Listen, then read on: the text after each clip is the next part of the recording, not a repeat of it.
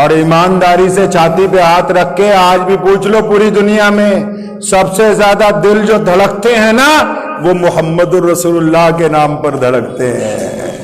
اسلام کی یہ خوبی ہے، اسلام کے ماننے والوں کو اپنے اکابرین کی پیروی کرنی ہوگی۔ ہمیں یہ دیکھنا ہے ان باتوں کو، ہمیں اپنے رسول کریم صلی اللہ علیہ وسلم کی اتباع کرنی ہے صحیح صحیح۔